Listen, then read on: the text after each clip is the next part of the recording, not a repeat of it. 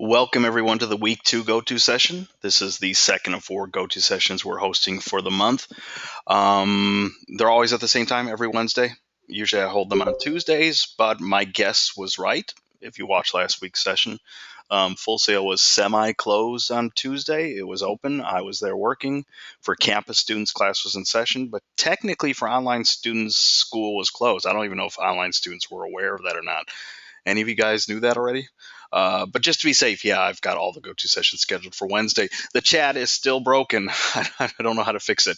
What this basically means is you can use the chat, but you just won't see each other's comments, which is kind of annoying because you'll just see, um, well, I can type, so I'll go ahead and say hello.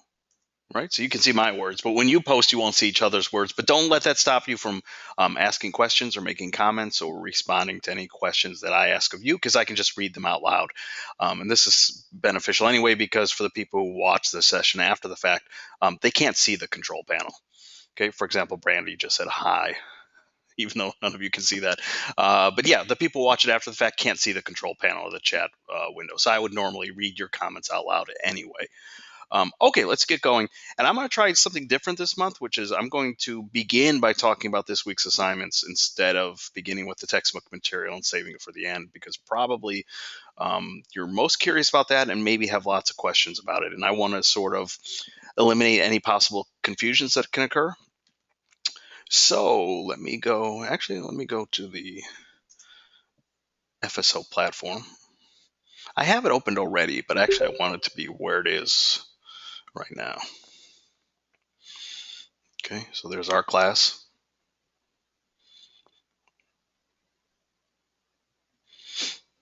Man, this is moving slow. Okay. So for this week, we basically have two major activities, right? This discussion here, which is worth 5% of your grade. But the big monster here that's worth a whopping 20% is the planning a presentation assignment. So let me go over these two activities, okay? Let's start with the smaller one first, which is a discussion. In some ways, this isn't a terribly difficult. Oops, that's the wrong one. That's the wrong one. There we go. In some ways, this is kind of reminiscent of what you did in week one. It's just a simpler, more streamlined version. Remember, in week one, you had to analyze 3 TED Talks.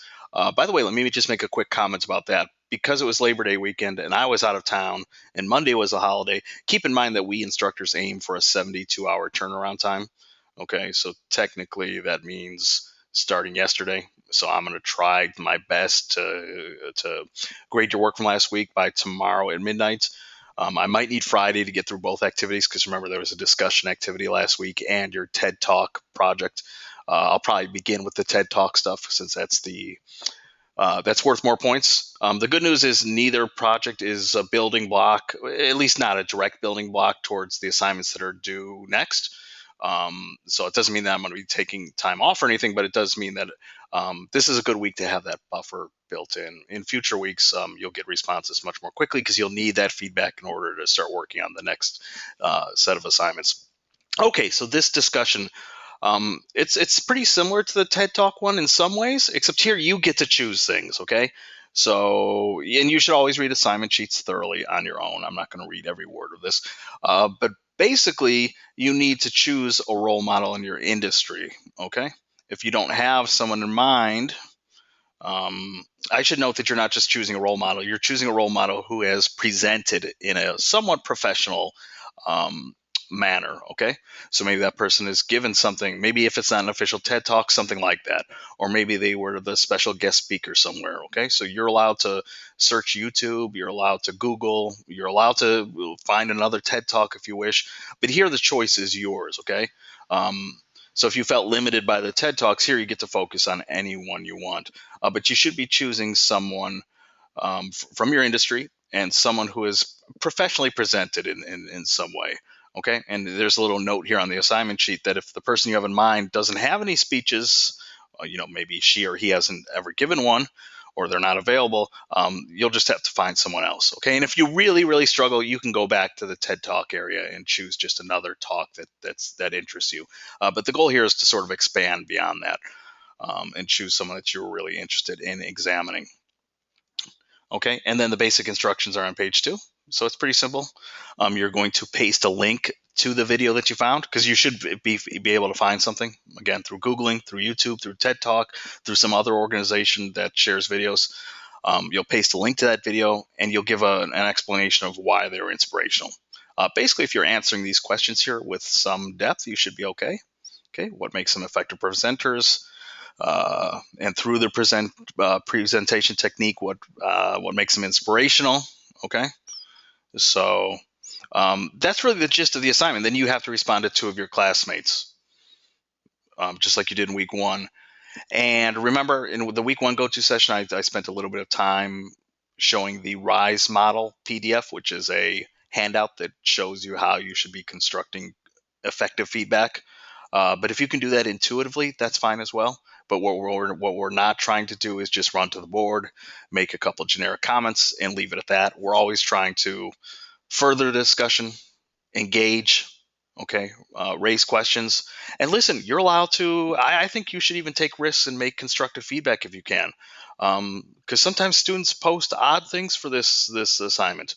I've had people say, I love Kanye West, and here's a music video for his song.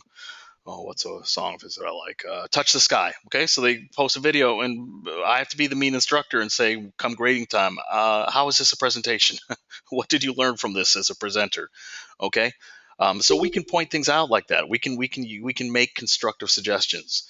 We should say things nicely. We're not trying to be mean or try to pretend that we're the instructor, but certainly we can point things out. Or if it looks like maybe the person is just posting generalities, nothing very, very specific about what was inspirational or what was effective about this presenter's skills, you're allowed to sort of ask questions about that.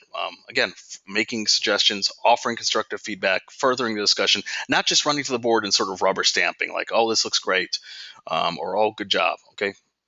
We should be trying to do more than that. So that's it for the discussion. It's pretty simple. Okay. Find a presenter, someone who's presented in a fairly professional way, and basically analyze it. Okay, so you don't have to use PowerPoints, you don't have to create a visual document. You're just posting your link to the video and your thoughts on the board. So if there are any questions about that, you can go ahead and ask them. I'm going to move on to the next activity because it's the big one, the one that's worth 20%. It's a planning activity. Here, let me close this. What's potentially confusing about this, and I have the activity open here, it looks a little bit different from your perspective, but you basically have these documents available for you as well, is that there are 2 sets of instructions. Again, we're looking at this activity, okay? 2.4, planning a presentation. If you've been keeping up with the readings and the go-to session from last week, you'll remember that I've sort of been previewing what we're working toward all month, and I keep repeating it week after week so nobody feels lost or confused. What we're building toward this month is a 3 to 5 minute presentation aimed at prospective employers. Okay, so you're going to imagine yourself 2 years in the future. You're a recent Full Sail grad. You're ready to enter the job market, and your 3 to 5 minute presentation is basically aimed at prospective employers. Think of it as kind of like you're not there in person to apply for the job or to be interviewed, so your presentation is sort of taking the place of that. Or think of it as like a modern day resume. Instead of sending out a resume and cover letter, imagine a modern world in which everybody's submitting 3 to 5 minute presentations. That's what you're working on. But what we don't want, ideally, is people just winging it, people just opening up their software and coming up with a presentation on the fly. We want to see some evidence of planning, and that's what this assignment is about. It's about planning your presentation in advance and getting the specifics of that planning down as concretely as possible, because that's what I'm essentially going to be grading on, is the quality, the effort, the specificity of your plan for your presentation. Now, what gets confusing, and I want to say, and I'll send out an announcement too. I try to remind students of so many ways in the go-to session, in an announcement, that students sometimes get confused because there are 2 sets of instructions. Okay, CRP 2 planning and final assignment instructions used for planning. I don't mean to critique the creative presentation department, but I do think that there must be a way to streamline documents so that you're looking at 1 set of instructions instead of 2, because what happens is students click on the wrong set of instructions and follow those. So why are there 2 sets of instructions? Okay, here's the logic. The idea is, how can you plan for a presentation unless you know what the presentation is about? Yes, I've been saying from the get-go in week one what we're working toward. But for students who haven't, it's pretty important that they know what we're building toward. Okay, so that's why you get the assignment instructions for the actual final project, the final presentation that we're working toward. Okay, because without it, how could you begin to plan your documents, right? You have, yeah, you know in essence that it's what I just explained, a 3 to 5 minute presentation aimed at employers, but more specifics are contained on the assignment sheet. So here it is. Okay, do I have the right one open? Yes. Okay, uh, and let's see, where do I want to go on this thing? Let's go here to page 3. On the left here, you get a repeat of what I just said, 3 to 4 minute. I say 3 to 5 minutes just to, if person goes a little bit over, it's not a big deal. Okay, so what I just said, I'm not going to repeat myself. Okay, yeah, employers generally want to know what you've done. So when you project yourself into the future, you'll use concrete examples of things you're planning, hoping to do in the next 2 years at full sail, and write about them as if you have accomplished them already. This is important because some of you are probably thinking, well, I haven't really done very much, right? We get some full sail students who have a ton of experience. They've already, let's say they're in here for music production or recording arts. And maybe they've already worked in the studio. Maybe they already have concrete experience, but others don't. They're learning that here. That's why we ask you to project yourself 2 years in the future so you can realistically anticipate the sorts of things you would work on over the next 2 years and then list them as if they're already done. Okay, because that's what you would do when you head out into the job market, right? You would be able to name your specific skills, name the specific projects or accomplishments you've completed. Okay, and what you have to the right here. Remember, this is the final presentation instructions. Okay, this is not this week's instructions. That's where confusion occurs. You have a lot of thought questions here. Okay, these are thought questions. These are just things for you to consider. Okay, like, what do you already know about your industry? What is your target industry? You should be able to answer that, but okay, if you don't know, or maybe you need to be more specific about what specific part of the industry you think you'll be targeting. What do you find interesting about them? What do you see as your next steps in industry after graduation? What qualities or skills does your industry look for? Okay, so these are all important points because you'll probably touch on these things in your presentation. Like your prospective employer would probably know what skills you possess. They probably want some sense of where you see yourself heading in the long term in the industry, right? But these are all thought questions. Okay, what strategies could you see yourself using?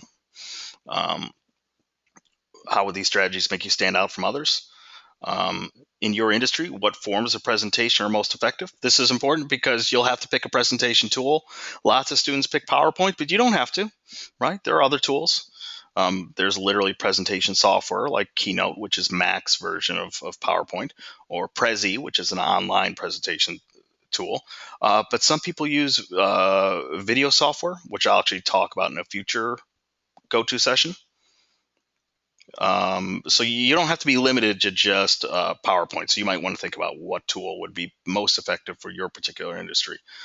And also to consider the strategies you've learned about this month and which ones you'll use. Okay, so basically, if you look over this final project sheet, you'll get a sense of what we're doing, what we're working toward. Okay.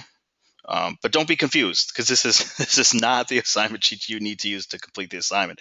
The assignment sheet that you'll be using is the week 2 assignment sheet, which is this one, planning a presentation. Does this make sense to people? Or does anybody want to admit that they're already confused by the 2 sets of instructions? If you are, it's okay to admit it. Basically, once you've read through the final project instructions, you can then return to the planning document because you'll know what to do. Okay. You even have a nice quote here from Nancy Duarte. My best advice is not to start in PowerPoint. Presentation tools force you to think through information linearly, and you really need to start by thinking of the whole instead of individual parts. But the core stuff, and again, read through this entire sheet on your own, please. But the important stuff probably comes later in the document. Okay, so here's a little gist of what you need to do after you've read the readings for the week. You're going to create a plan for your presentation. And again, it repeats essential information, right? You're pitching your future self to prospective employers right after graduation. The instructions that we just looked at are located in the download sections for you to look at before you begin this activity. Okay. Um, and essentially, the main stuff is here. Okay. Your presentation plan should include the following. I think a good way to look at it is that all these sort of bullet points here is the stuff you should be answering as specifically as possible. And again, you can use whatever tool you want. Some people use PowerPoint, but there's no need. A Microsoft Word document is fine. But think about these questions carefully, okay? Who is your audience? And don't just say prospective employers, because I already know that. But who do you think you're specifically targeting? What type of information do you think is important to them? Okay, I'm not going to read everything out loud here. This is probably the most important part, and this is where I want to see the most specific information appear. Detail your flow of ideas, okay? Give me a sense of the beginning, middle, and end of your presentation. You can use whatever tool you want to show this. Okay, an outline. I'd say most students tend to use the outline technique. Okay, just using words. But if you want to use something visual, that's fine as well. But here, bullet point number 2 is probably the most important, because this is where you should be as detailed as possible about your presentation. Again, I don't want people just winging it. Okay. That's sort of what we're arguing against. We're trying to break bad habits. And one bad habit, and I'm guilty of it too. Okay, I once made lots of bad presentations. You just open up PowerPoint, you open that blank slide, you start slapping words and bullet points on the slide, and you call it a presentation. We're not doing that in this class. Okay, we're actually going to plan things out. But that means I need to have a pretty good sense of what your plan is going to be. So it shouldn't be general. It shouldn't be, oh, I think I'm going to start out with a story. Okay, what personal story are you going to share? In the middle, I'm going to have details about my skills and my experience. No, tell me what you think you're going to do.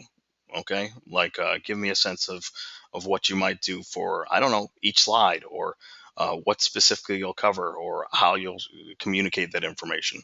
Okay, I want to be able to evaluate how your project is formulating, and this also allows it so come week 3, when you actually have to produce your first draft of the presentation, you're working from a plan.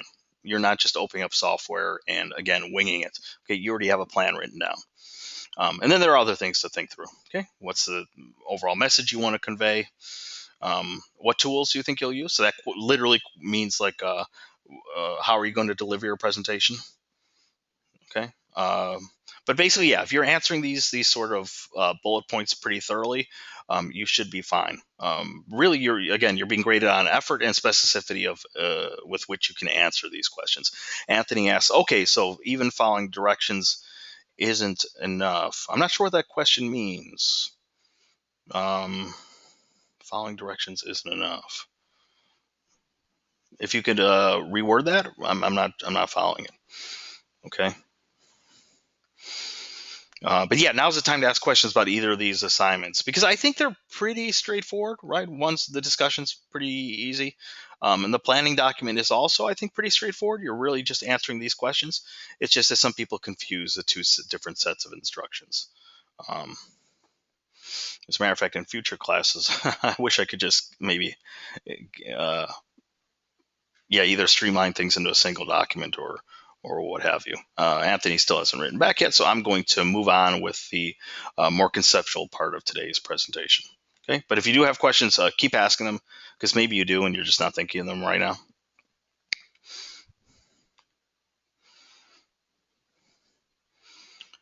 Okay, welcome to week 2. This is, again, some information from your textbook readings. This week's readings cover chapters from Slideology. Remember, they're both written by Nancy Duarte. Slideology is more about the nuts and bolts of actual presentation creation. So if you're not as familiar with that stuff, I think those chapters are really interesting. And what I'm going to include in here is this sort of recap of the main points. First is this idea of kind of like the 5 theses, or the 5 kind of points that lead to a powerful presentation. And first, I want to begin with a reminder that what we're really trying to do here is create inspiration. Because even if you're creating a short presentation aimed at prospective employers, what you're ultimately trying to do is motivate those people, right? To inspire them, to get them excited about you. So how do you get people inspired? One way is to draw upon what already motivates or excites you. If people don't mind, could you do me a favor and go ahead and type in the chat what you're here at Full Sail to study? I get lots of music production people, lots of recording arts, but I get but there's so many disciplines here. It would be nice to get a reminder. Okay, Ron's here for music production, Waylon music production, Joshua music production. Okay, Eric. No, Brandy sports marketing media. Okay, very cool. Eric Sam's music. Wow, all music production people.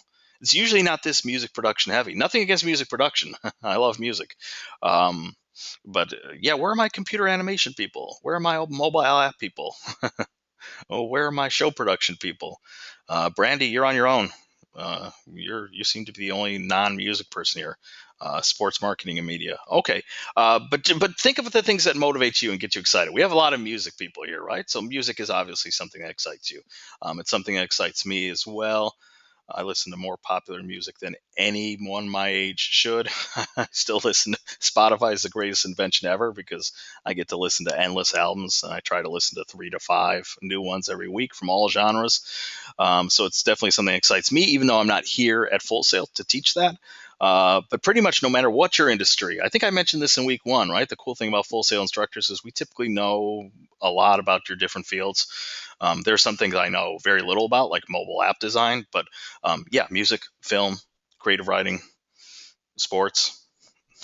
My Cubs lost today, but otherwise, sports is a big deal in my life. But draw upon the things that get you excited, that get you motivated, okay? Because if you can draw upon that excitement, that motivation, it can probably be infectious and also get other people motivated. Now, be careful. I'm going to switch real quickly to probably my favorite image from the Resonate textbook. This picture here, I love that picture.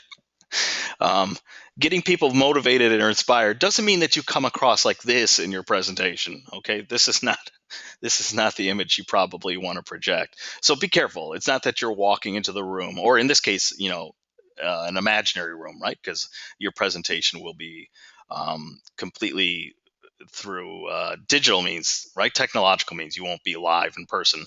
But still, you're projecting yourself. So you probably don't want to come across like this guy here. Uh, that said, you do want to kind of communicate who you are, and that means drawing upon the things that excite you. Okay, so um, that's what I'm trying to capture here in this slide. Because yeah, figuring out what gets others inspired is part of the secret to effective communication. Right, the TED Talks I think are a good example of this. Every so often there's a person who saw a TED Talk that really didn't impress them, but I'm guessing that maybe a lot of your TED Talks did. Right? Did you see some impressive ones that you reviewed last week? Okay, these are sort of masters at inspiration. They know how to work the room. They know how to rely on different strategies, whether it's sharing a short personal story or sharing an anecdote from history or delivering in a really powerful and useful quotation or to tell or to use humor or to do something sort of shocking. Okay, these are all sort of motivational tools. And in the coming weeks, we'll talk about some of these methods in more detail. Quick quiz from week 1.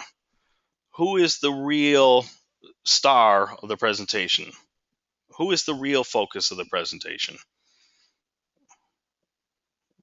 Who can answer that? Good. Ron, Eric, both jumped in with audience, right? It kind of gives it away in the picture, but still, I want to test it because I beat that drum pretty hard in week 1. Okay. Even though the presentation is about you, and it is, in some ways, it's not about you. It's about your audience. It's about you communicating what you need to this audience to get them motivated and inspired, which means audience comes first. Okay. And at this level, maybe it still seems conceptual more than actual, but hopefully in the coming weeks you'll see that for real. Okay. And I'll help too when it comes to your planning document, when it comes to your first draft of your presentation that you'll create in week 3. I'm pretty good at pointing out like this slide makes probably a lot of sense to you, but it wouldn't make any sense to your audience, or you're giving way too much information, right? This presentation is coming off more like your mini biography instead of a focused um, examination of who you are as a prospective employer.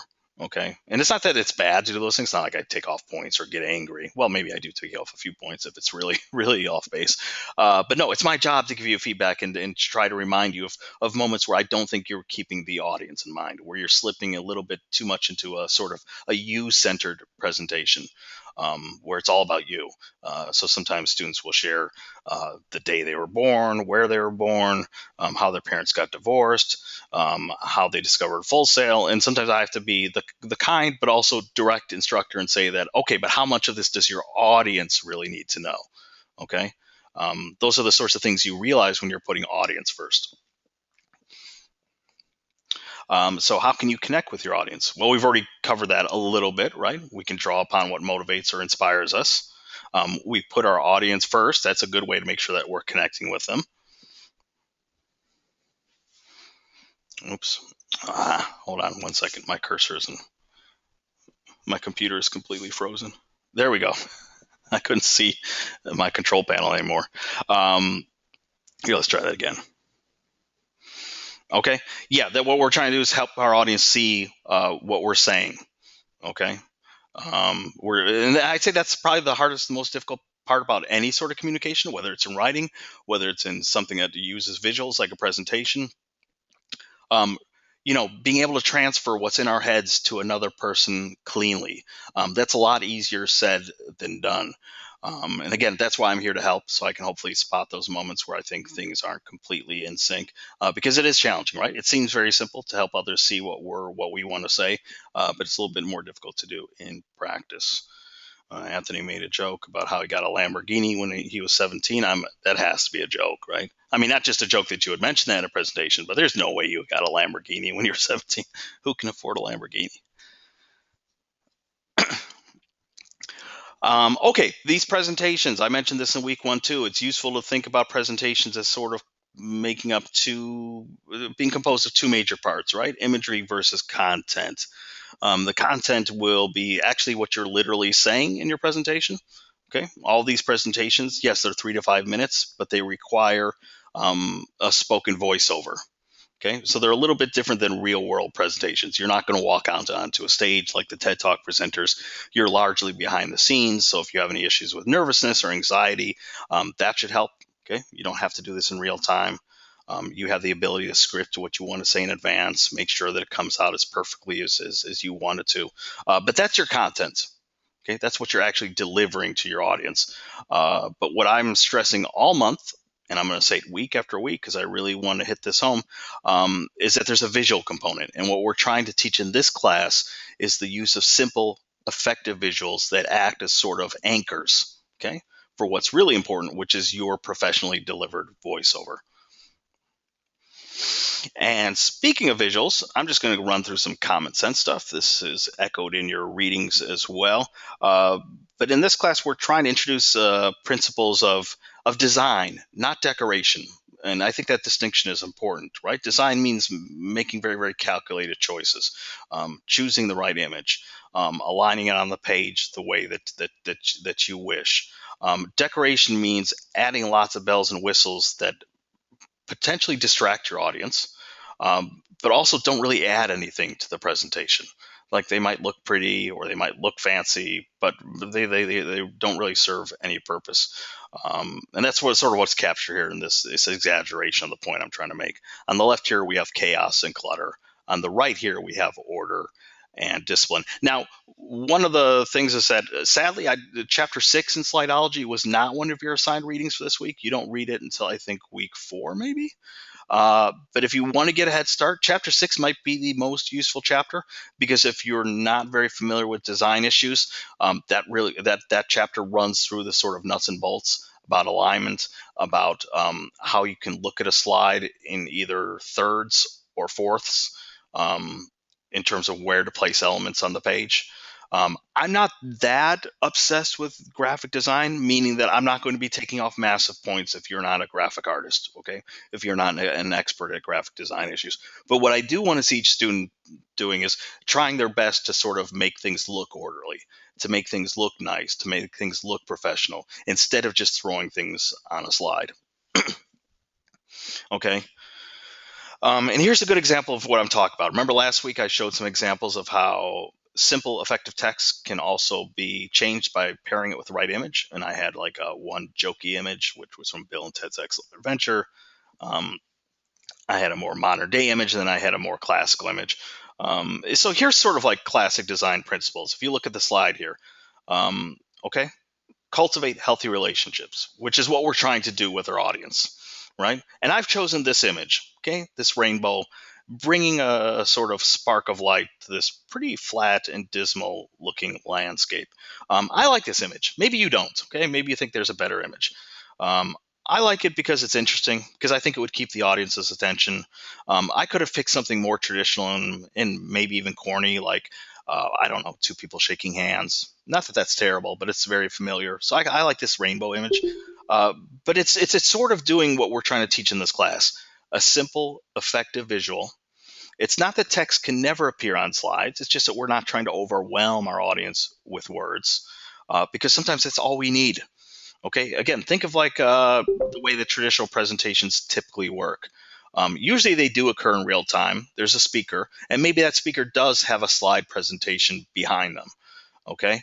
Um, you won't be stepping out onto a stage. You'll be mostly behind the scenes. But still, I think modern day presentations go more towards the sort of simple, elegantly simple format, which I'm trying to display here, rather than the old fashioned technique. Now, I'll share a brief anecdote or personal story.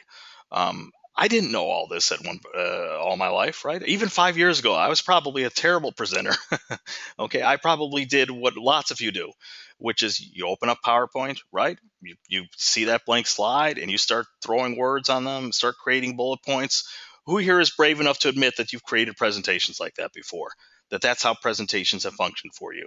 Brandy says me in capital letters shouting. Others have done it too, right? Joshua says, sure have. Waylon says, this guy. So, okay, everybody's admitted to it. Okay, what's the first step in addiction recovery? We have to admit that we have a problem. I had a problem too. Okay, and actually, believe it or not, it was mostly Full Sail that kind of brought me on board, because it's such a progressive school. It's such a technology-driven school. And I started noticing my colleagues weren't creating presentations like that. And this was before I started teaching creative presentation and was trained in design issues to be able to teach this class. I was just able to look at my colleagues and go, oh, they're not just putting words on slides, because that's boring, right?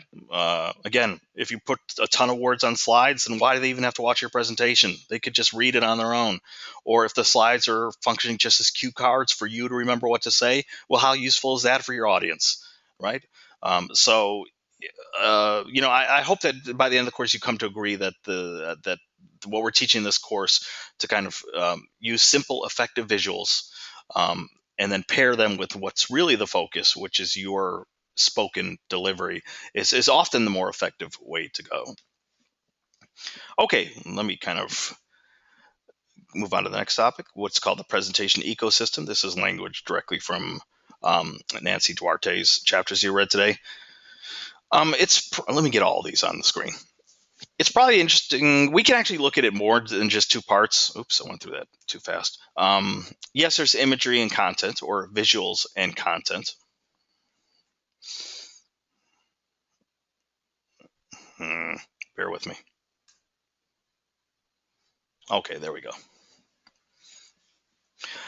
We could even think of it about, we can think of presentations as kind of comprising three parts. There's the message. Okay, this would be quite literally what you have to say to your audience. So for this class, this would be your actual spoken voiceover. So that means considering who your audience is, because you need to craft your message to that audience. It means coming up with ideas. So your planning activity for this week is all about that. You're going to try to plan out as specifically as you can your message in advance. Obviously, it requires some writing. I'm going to, again, beat this drum week after week, but yeah, you should be scripting out what you want to say, making sure that it's perfect. And then when it comes time, recording it, so it's as flawless as it can be. But that means sitting down and writing at some point, and critiquing, right? Being able to look at your work, evaluate it, make revisions, either because you notice things on your own or because maybe I've pointed some things out. There's the visual element, which we've just talked about. Okay. which includes issues of visual thinking, which I just explained, right? We're going to use simple, effective visuals. It also includes graphic design issues. So we're not just throwing things anywhere on the slide, but we're trying to pay some attention to making things look pretty, making sure that things line up. By the way, if you're using a program like PowerPoint or Keynote, or just I think any modern day program, you'll see little lines appear when you start trying to drag images or anything onto the page. And those lines that appear are grids. So the program is trying to suggest where things could possibly be placed for alignment. So you might want to pay attention to that. Some of you might use motion design, some of you may not. Okay, but all presentation software has the ability to add little elements, transitions between slides, the way that elements appear on the slide, right, to sort of mimic movement or motion. And finally, delivery. Like, how are we actually going to deliver our message? At its most basic, you could just walk out on a stage and present your what you have to present. That's fine. Nowadays, of course, we have lots of devices, the internet. Paper is dying out. I'm proud to say. I thought I would never really envision the paperless world, but I cannot remember the last time I used paper, other than to maybe jot some notes down about shopping lists or something. I mean, I never use paper. But for this class, yeah, I mean, you're going to choose some sort of appropriate software. Okay. But yeah, message, visual element, and then how you're going to deliver it. And notice all of them include that critique area, the ability to look at what we've done and see if things can be improved. Okay, some quick comments about the message, the actual content that you'll be delivering to your audience. Nancy Duarte is a big fan of brainstorming. Okay, so you're working on a planning document that's due this Sunday. This means coming up with ideas. Here's the thing. I don't have any one way that you should come up with ideas. If you have a great technique that you love to use, you can feel free to share it in the chat, and I'll share it with everybody. Nancy Duarte is a big fan of Post-it notes. So if you like Post-it notes, go for it. Post-it notes are cool because not only can you write them down, but you can move things around. And Post-it notes, because they're little squares, they could almost kind of represent slides. So that's a really cool technique, right? Or index cards. Ron says he likes pencil and paper. Brandy says she loves them. I think she's referring to Post-it notes. And they have electronic Post-it notes too. So if you're really committed to going paperless, you can even do it on your computer desktop. But yeah, as Ron mentioned, just good old-fashioned writing. Nothing wrong with that, either on the screen or with pen and paper. Okay, to get your ideas down. When it comes to the visual story, what are you going to do? Which visuals are you going to choose? Like I love that rainbow image, right? Like I like that. But what images do you think you'll use? Last week, I'll return to it in another go-to session. I don't think I'll have time tonight, but last week I sort of gave you a couple places you could check out, right? The AP Images section of the Full Sail Library database, as well as a website I really like called compfight.com. I'm going to type that in the chat, compfight.com. It's a Flickr search tool, and the cool thing about it is that as long as you click on the commercial tab to the left, you get lots of images that are some rights reserved, not all rights reserved, meaning that you're allowed to use them in, for example, a presentation as long as you give credit.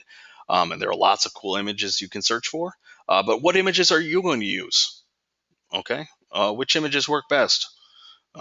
Which ones pair nicely with what you want to say for that given slide? You'll have to think about these things. And if it helps you to brainstorm how you'll use images, if you like word clustering, you can go ahead and try that. Though here it would probably be a combination of both the visual and the message part of your presentation. Some people love word clustering and word maps. I never quite got them because I never know quite what to do. I always just feel like I'm drawing circles and lines and I don't get it. But maybe that's because I'm not a visual thinker, but other people swear by them. A storyboard, okay, that's an awesome technique because look how similar it looks to a slide.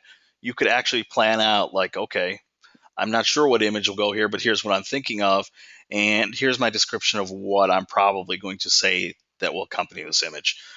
Again, I'm not going to tell you what technique you use for your planning document. Most people just create an outline using words. But if you like the storyboard technique, so you can show me slide to slide what's going to happen, hey, go for it. That's a great idea. But yeah, give some attention to like what kind of visuals are most effective. So here's some visuals. Would these be effective in a presentation? Yeah, maybe. The one on the left is kind of powerful, although it'd be pretty awkward to put text on there and make it stand out. But the one on the right could probably be pretty effective, especially if you use white lettering somewhere to the left of this pyramid of cups. I'm not sure what the pyramid of cups would represent, but it could be paired in an interesting way with what you were saying that accompanies that image. Right? Just some more examples of visual thinking. Graphic design, right? So how we're putting things on the page. Again, chapter 6 of Slideology will help out a lot with this because this is your first class at Full Sail. Again, I'm not expecting you to be experts in graphic design. I want to say, and if someone can remind me and show off their reading skills, that'd be nice. I believe it's in one of the Slideology chapters. I just can't remember if it's in one of the ones you read for this week. Nancy Duarte, she says something like, I forget what percentage, but it's a huge percentage of people who just lack graphic design skills. And I'm not talking about like professional level graphic design skills. I'm talking about, um, just basic issues about alignment, putting things on the page, etc. At this stage, for a month one course at Full Sail, again, I'm not grading that heavily on it, but I do want to see you making an attempt. And again, chapter 6 kind of breaks down a lot of those basics. Okay, so in this case, the slide is obviously split into two because I've paired two images here. Um, and maybe there will be another slide I can show that maybe the grid is broken down differently. Motion design, I already talked about. A lot of you, well, I should say a lot of you, some of you probably won't touch this. Again, the more we get all levels of students here. Some students are a lot more skilled than I am. So some of them are quite comfortable with adding motion elements to their presentation, but that's not a requirement. Uh, be careful too, because sometimes, again, these things can be decorative more than essential.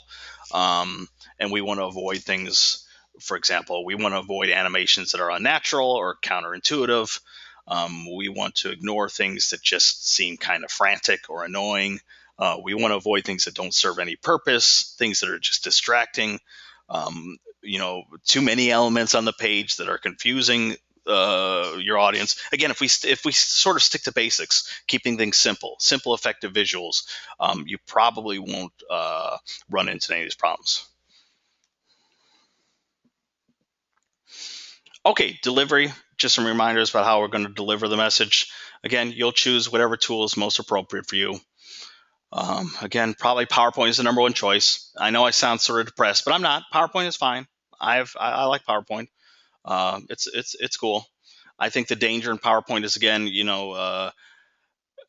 oh gosh, I sound negative, but if you're not reading the textbook chapters, or if you're not attending the go-to sessions, which of course doesn't apply to anybody here because you're obviously here in the session, then they don't hear all this awesome advice I'm giving, and they'll just open up PowerPoint and slap words on slides, and that's not the point of this class. But no, PowerPoint, if you can sort of make it do what you want it to do, it's an awesome tool. It's great. But maybe PowerPoint isn't best for you.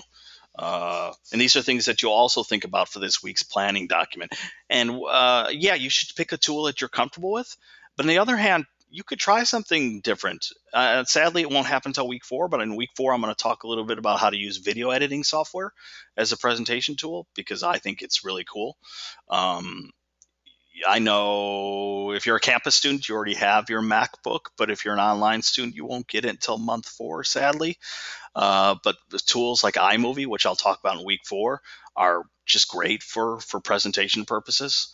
And even though it's been years since I've used a PC, I'm sure that Windows Movie Maker or other programs can do the exact same things. So yeah, I mean, think about what tool you'll need to complete this project. Okay, I'm going to skip ahead. Critique, blah, blah, blah. Yeah, we already covered that, right? We're always going to be self-reflecting, ideally, on what we're doing, try to improve. We're going to be open to not only things that we notice on our own, but you're going to have a peer review activity in the final week where you'll give each other feedback. And of course, you'll always get feedback from me. Okay, we've already talked about brainstorming. But just a quick reminder, even though, yes, I want this planning activity to be as specific and concrete as possible. Again, it's worth 20% of your grade. So I do expect to see something of substance that I can give feedback on. On the other hand, you do have some freedom in that you're not really being penalized at this stage. Like, I'm not going to read, like, let's say you have this incredible detailed plan. Like, I have a pretty good idea of what you're going to do in your presentation. I'm not going to be taking off massive points if I sense that there's something that could be improved. Okay, this is your chance to plan, and planning pretty much exists without penalty.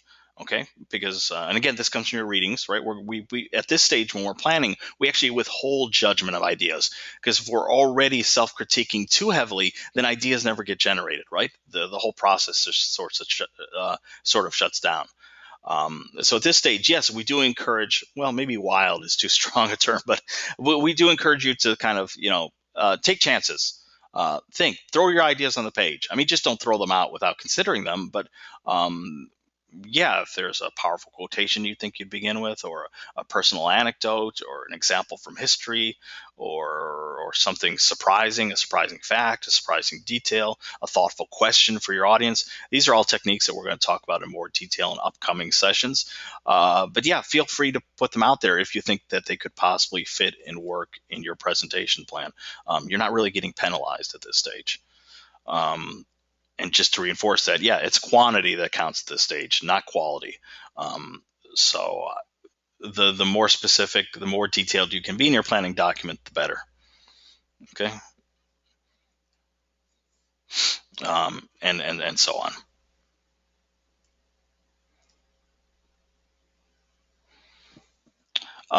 This is sort of a preview of what we'll get into a little bit more next week. But how do we connect with our audience? There are actually techniques and strategies that we can use. I've already been referring to them. Okay. One way is where we're trying to form connections with our audience. One way to do that is to share common experiences. So that's why, for example, storytelling, which I believe in your Resonate chapters from last week already touched on this. Storytelling is a powerful, powerful technique. You only have 3 to 5 minutes to work with, so you can't share a super long anecdote. But even like my little personal story there about how I was once a terrible presentation designer, and that everything changed once I came to Full Sail. Okay, so hopefully that's an experience that resonated with you.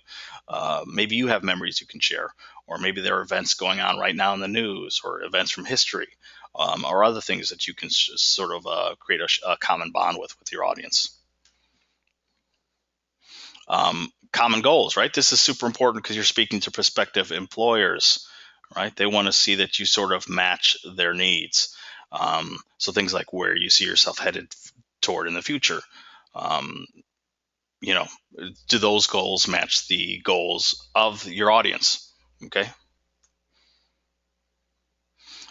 Qualifications, right? This is also important for the presentation. Like, what makes you uniquely qualified? Lots of times, I have to tell students early on in the draft process, again, not in a mean way, but in a constructive way, that when they're talking about their skills and their qualifications, they say very general things like, I'm a hard worker, or I'm always on time, or I'm a team player, right? But like, who doesn't? How many people say those things? I guess that's the way I should put it. Like, you should be coming up with a sort of presentation, right? We have a bunch of people from the music industry, and we have one person who's in sports marketing and media. Your presentation should be filled with the sorts of specific details that a big dummy like me could not invent. Okay, if I could invent your details, you're probably not being as detailed as you should be. Okay, yeah, I listen to a lot of music, but I don't know anything about how to run a board. I've never opened up. What's that program you guys use? Is it Pro Tools? Yeah, isn't that the music one? I get confused. Final Cut Pro, that's film editing. Pro Tools, I think, is music. But I know nothing about that. Okay, I know nothing about techniques or skills. I have no idea what sorts of projects you might work on, but you do, right? Same thing for Brandy and sports marketing and media. I watch lots of sports. Okay, just spend all weekend watching college football. I'll be spending this Saturday doing the same thing, but I don't really know much about the sports industry or the media industry. But hopefully Brandy does, or if Brandy doesn't know very much yet, I'm guessing it's she. Every so often I get wrong because someone has a sort of androgynous name and I get it wrong.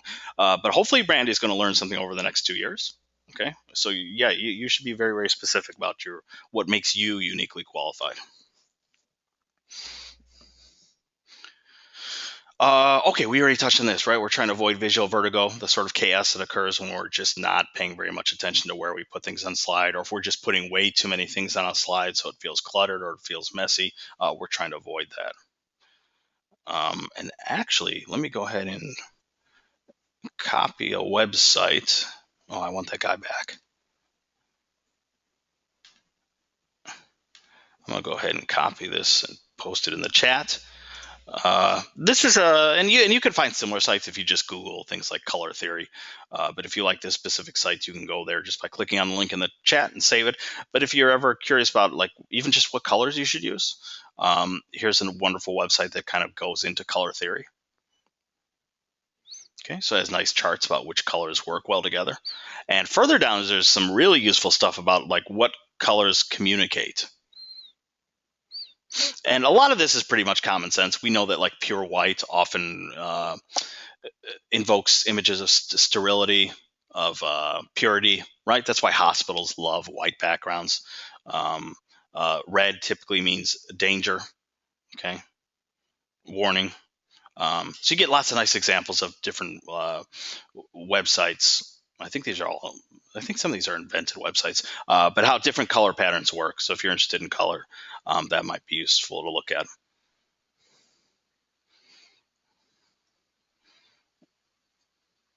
Okay.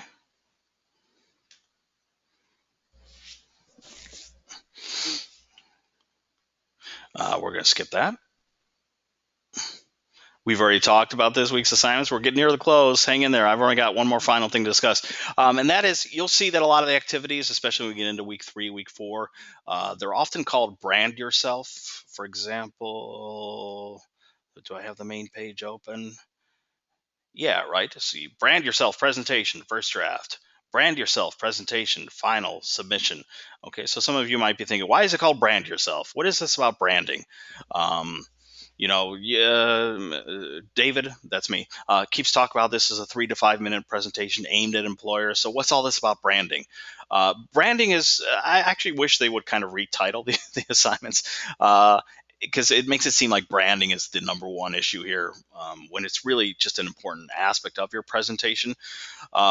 If we think about branding, often we think about things like I don't know, the Nike swoosh, the McDonald's golden arches, right? What are some other famous things? But those are part of branding. Those are just one part of branding, though, right? The actual logo, the visual logo that we associate with a company, and that is absolutely part of one's brand.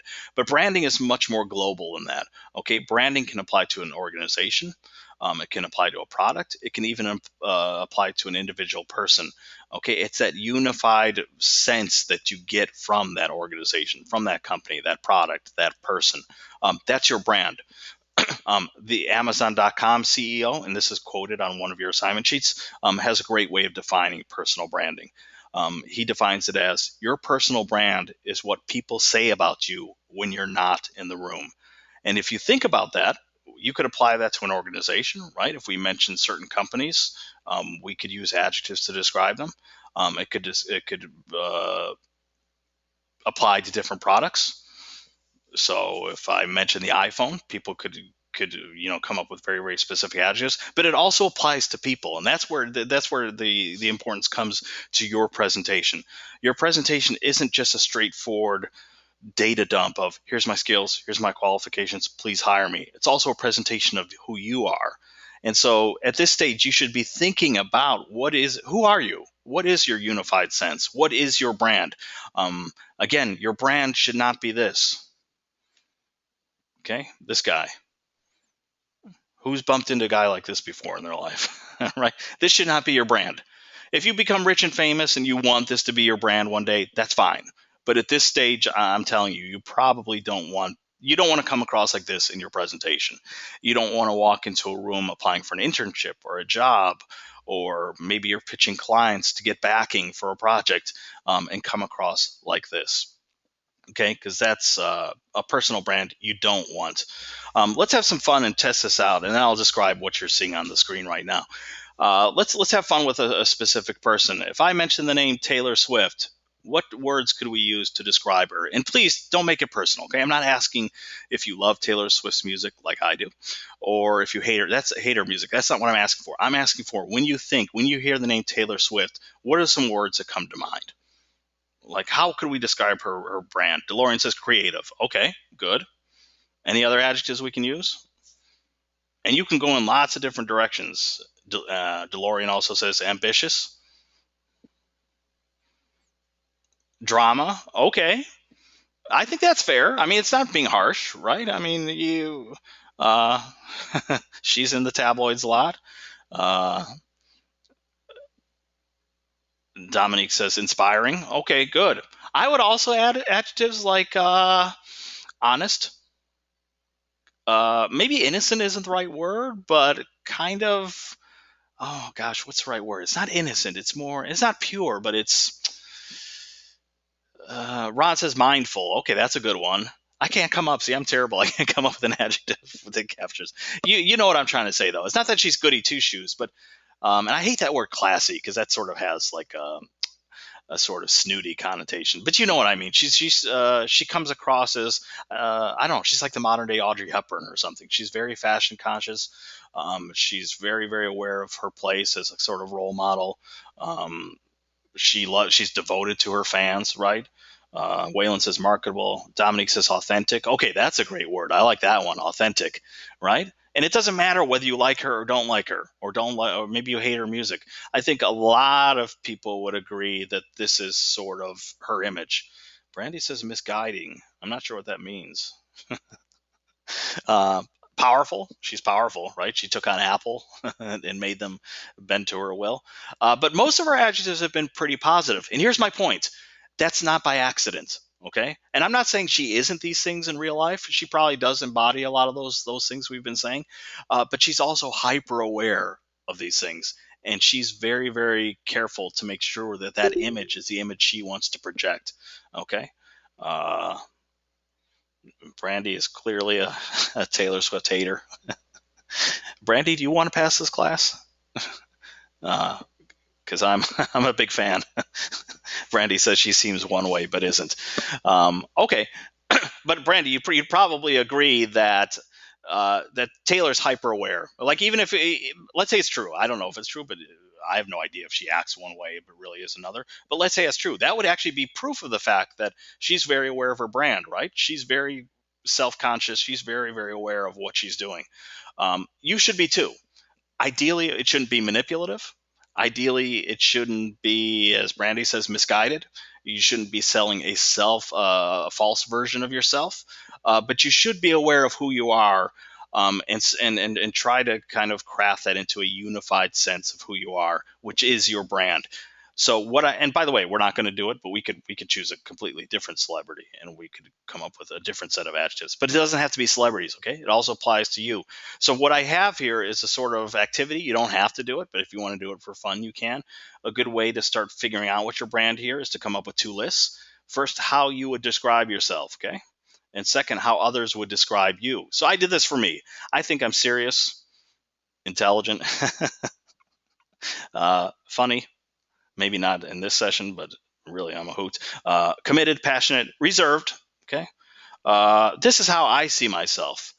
But here's the issue. Maybe others wouldn't see it the same way. They would probably agree that I'm serious. And yeah, maybe I'm smarter than the average bear. But some people describe my sense of humor as dry, which for a lot of people means like not funny. Like, right, someone's so acerbic or so straight faced that it doesn't come across as funny at all. It comes across as the opposite. I think most people would agree that I'm hardworking and kind, which are just other ways of saying committed and compassionate. I see myself as reserved. I see that as a positive, but other people could misinterpret it and think that I'm distant or aloof. And the good thing is, if you can actually have others describe you, ask friends, ask family members, is that what you're looking for are deviations between the two.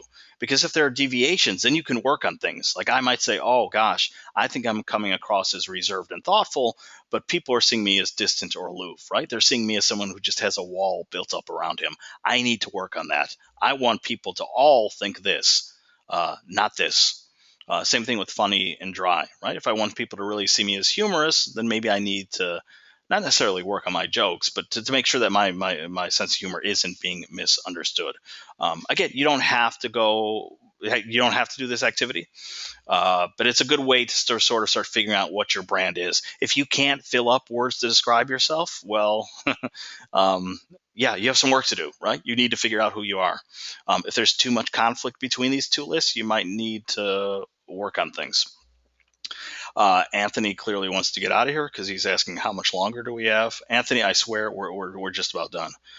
Joshua says, I think a lot of people have a problem admitting their strengths and fear of being cocky, but these are just things you see. Hopefully that makes sense. Yeah, I think that's true. But it's also an issue of honesty. Okay, so if you're being honest about your strengths, then yeah, I don't think that's cockiness. Um, again, there's an issue when there's just a conflict between the two sides. If what you're listing as strengths aren't appearing as strengths to other people, then there's a conflict. And for people who are on the other side, that's where they sometimes might misinterpret things as cockiness. Um, Okay, yeah, Anthony, good news. We're done. I try to keep these always to exactly an hour, so it's 8 o'clock. So if people have questions, I'm going to hang out for a few minutes. But if you've understood everything in the session, especially what you need to do for the upcoming assignments, you are free to go ahead and enjoy the rest of your evening. And thanks so much for attending. Okay, questions, people? You're welcome, Ron.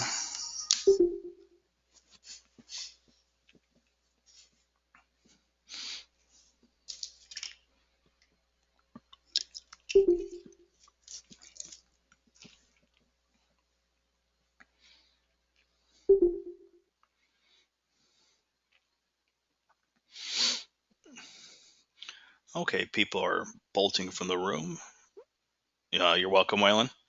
So I'm going to go ahead and stop the recording. And if people have questions, I'll just answer them off the air.